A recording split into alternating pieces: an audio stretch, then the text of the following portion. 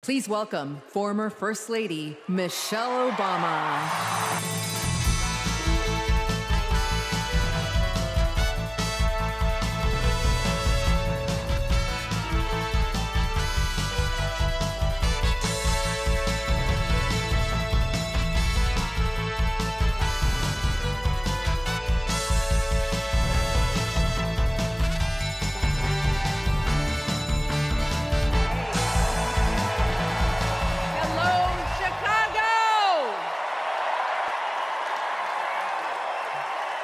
Of the two major candidates in this race, only Kamala Harris truly understands the unseen labor and unwavering commitment that has always made America great.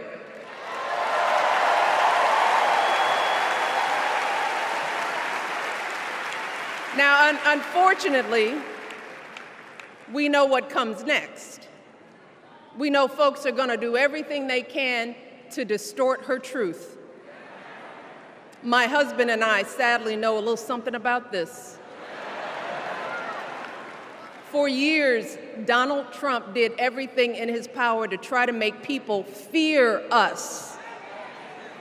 See, his limited, narrow view of the world made him feel threatened by the existence of two hard-working, highly educated, successful people who happen to be black.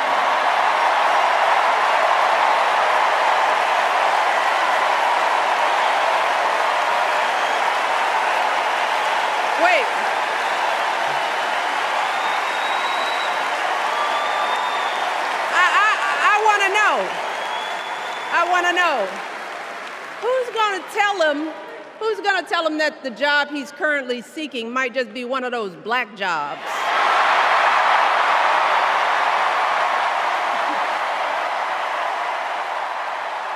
Kamala Harris and I built our lives on those same foundational values. Even though our mothers grew up an ocean apart, they shared the same belief in the promise of this country. That's why her mother moved here from India at 19. It's why she taught Kamala about justice, about the obligation to lift others up, about our responsibility to give more than we take. She'd often tell her daughter, "Don't sit around and complain about things. Do something." The embodiment of the stories we tell ourselves about this country. Her story is your story. It's my story. It's the story of the vast majority of Americans trying to build a better life. Look, Kamala knows, like we do, that regardless of where you come from, what you look like, who you love, how you worship, or what's in your bank account, we all deserve the opportunity to build a decent life. Doubling down on ugly, misogynistic, racist lies as a substitute for real ideas and solutions that will actually make people's lives better. Look, because cutting our health care, taking away our freedom to control our bodies, the freedom to become a mother through IVF like I did, those things are not going to improve the health outcomes of our wives, mothers, and daughters. Look, I don't care how you identify politically, whether you're Democrat, Republican, Independent, or none of the above. This is our time to stand up for what we know in our hearts is right.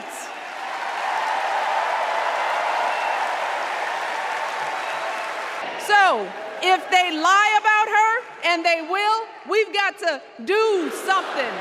If we see a bad poll, and we will, we got to put down that phone and do something. If we start feeling tired, if we start feeling that dread creeping back in, we got to pick ourselves up, throw water on our face, and what? Do something. America, hope is making a comeback.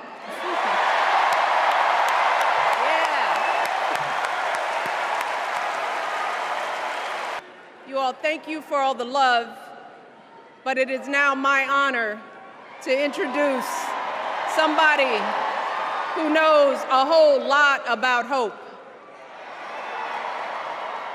someone who has spent his life strengthening our democracy. And let me tell you, as someone who lives with him, he wakes up every day, and thinks about what's best for this country. Please welcome America's 44th president and the love of my life, Barack Obama.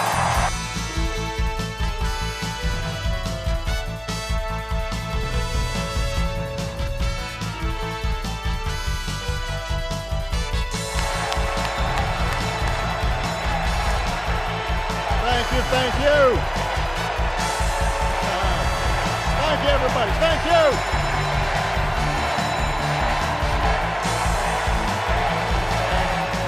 Thank you. All right. That's enough.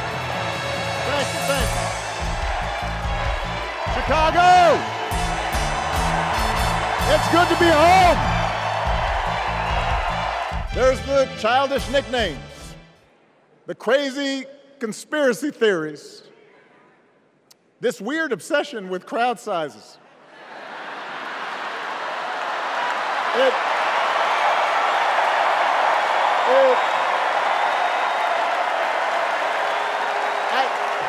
It just goes on and on and on. The other day I heard someone compare Trump to the neighbor who keeps running his leaf blower outside your window every minute of every day.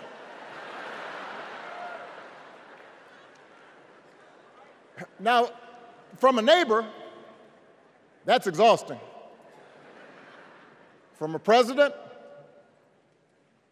it's just dangerous.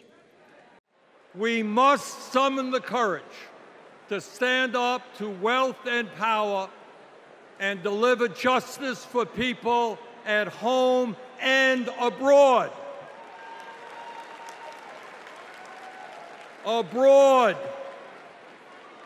we must end this horrific war in Gaza.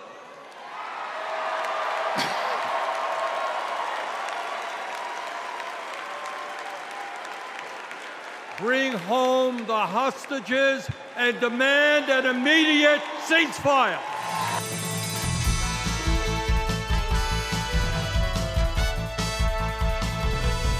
As we all know, this campaign is not just about us versus Donald Trump.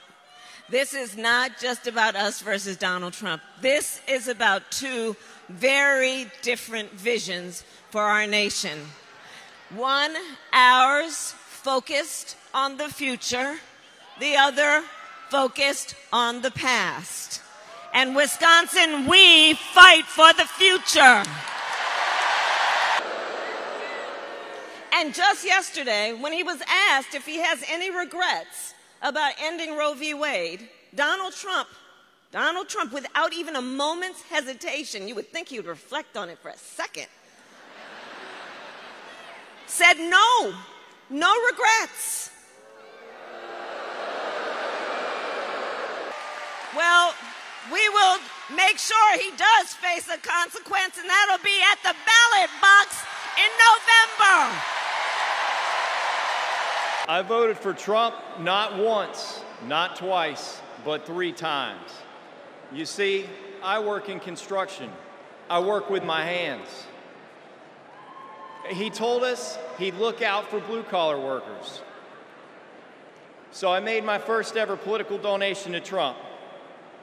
And I donated to him many times throughout his presidency.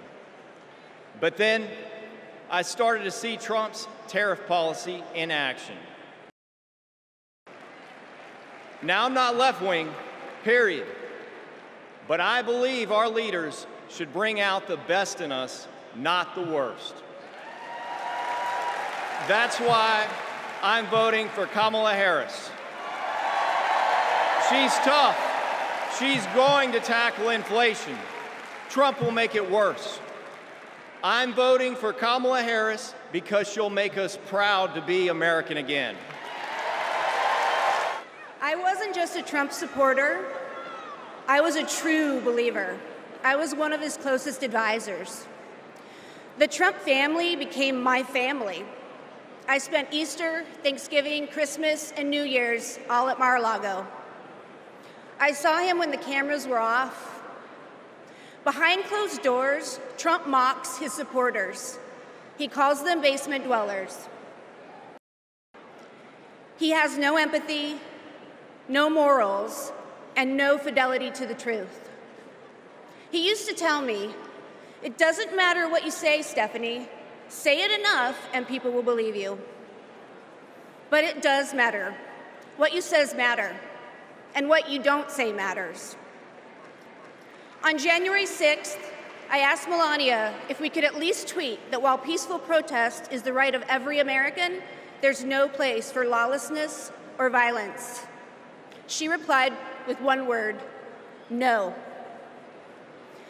I became the first senior staffer to resign that day. I couldn't be part of the insanity any longer. When I was press secretary, I got skewered for never holding a White House briefing. It's because, unlike my boss, I never wanted to stand at that podium and lie. Now here I am, behind a podium, advocating for a Democrat. And that's because I love my country more than my party. Kamala Harris tells the truth. She respects the American people, and she has my vote.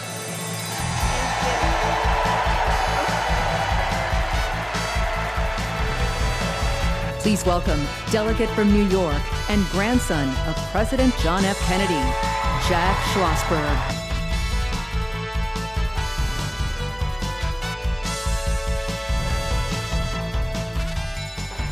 Hi, I'm Jack Schlossberg.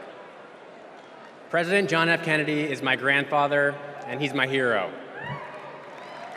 JFK was the youngest person ever elected president and the first Catholic. He sent a man to the moon, fought for civil rights, and navigated the Cuban Missile Crisis peacefully. Most of all, he inspired a new generation to ask what they could do for our country. Tonight, JFK's call to action is now ours to answer, because once again, the torch has been passed to a new generation, to a leader who shares my grandfather's energy, vision, and optimism for our future. That leader is Vice President Kamala Harris.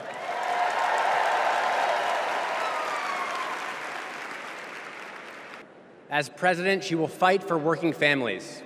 She will expand investments in clean energy so that my generation will have clean air and good jobs. She will defend our freedoms, the freedom for women anywhere in America to make their own healthcare choices, the freedom to be safe from gun violence, the freedom to vote easily and without fear. The choice is ours to make, and history is watching to see what we will do. Now, let's elect Kamala Harris the next President of the United States. Thank you. The chair of the Carter Center and grandson of President Jimmy Carter, Jason Carter.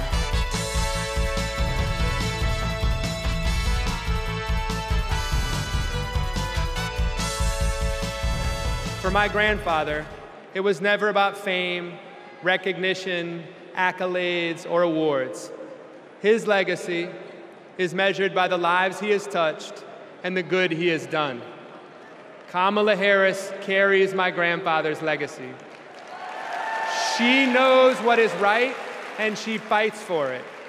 She understands that leadership is about service, not selfishness, that you can show strength and demonstrate decency, and that you can get a whole lot more done with a smile than with a scowl.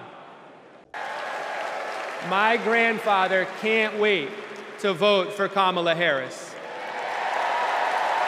She reminds us all that the promise of America remains unchanged. We are one nation, indivisible, with liberty and justice for all. And my grandfather knows that with her as our next president, we will keep that promise.